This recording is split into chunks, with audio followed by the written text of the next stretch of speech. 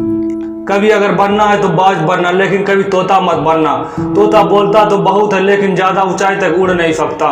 बाज बोलता बहुत कम है लेकिन सबसे ऊंचाई पर उड़ता है और बाकी पक्षियों का राजा होता है बाज।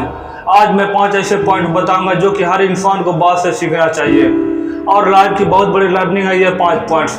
पहला लेसन, ईगल फ्लाई अलोन।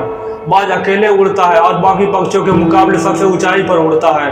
बाज अकेले उड़ेगा लेकिन कभी भी चिड़िया और छोटे पक्षियों के साथ नहीं उड़ेगा। बाज हमेशा या तो बाज के साथ उड़ेगा या फिर अकेला उड़ता है। और इससे हमें यह सीख मिलती है कि छोटी सोच वाले लोगों से हमेशा दूर रहो और अकेले रहो, क्योंकि यही वो समय है जब खुद को जानने का मौका मिलता है। दूसरा लेसन, बाज का विजन बहुत ज़्यादा क्लियर होता है और बहुत ज़्यादा स्ट्रॉन्ग होता है। बाज अपने शिकार को 5 किलोमीटर दूर से ही देख लेता है और जब एक बार उसे अपना लक्ष्य दिख जाता है तो उसके बाद रास्ते में चाहे कितनी भी मुश्किलें क्यों ना आए वो अपने लक्ष्य को हासिल करके ही दम लेता है। इससे भी एक बहुत बड़ी सीख मिलती है कि अपना विजन क्लियर रखो और उसे हासिल करने में फिर चाहे कितनी भी मुश्किलें क्यों ना आए पीछे मत हटो उस बाज की तरह। तीसरा लेसन, बाज कभी भी मरे हुए जानवरों को नहीं खाता, वो हमेशा जिंदा शिकार करता है। और इससे हमें यह सीख मिलती है कि जो हमारा पास्ट है, मर चुका है, तो अपने उन मरे हुए सड़े हुए थॉट पर ध्यान मत दो और अपने आने वाली फ्रेश जिंदगी पर ध्यान लगाओ।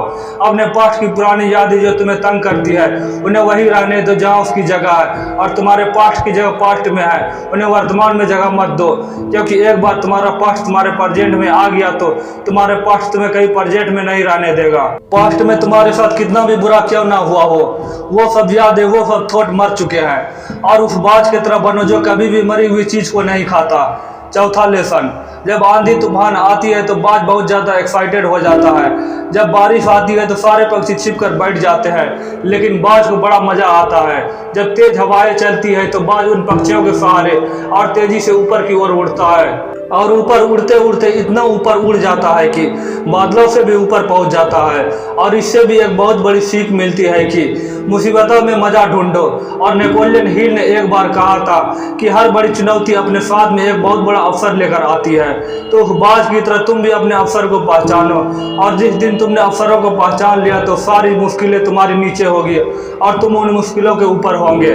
पांचवा लेसन, बाज अपने घोंसलों में से सॉफ्ट घास को निकाल देता है ताकि बाज का जो बच्चा होता है वो उसमें कंफर्टेबल ना हो सके, क्योंकि अगर वो घोंसलों में कंफर्टेबल हो गया तो वही रहना पसंद करेगा। लेकिन बाज ऐसा कभी होने नहीं देता। बाज एक पक्षी है और उसे भी ये बात पता है कि there is no growth in comfort zone. लेकिन हम तो इंसान है ना, और इंसान होने के बावजूद भी कई सारे लोग इस बात को समझते ही नहीं है। आप जितना ज़्यादा कंफर्ट जोन में रहोगे आपके लाइफ आने वाले टाइम में उतना ही अनकंफर्टेबल हो जाएगी।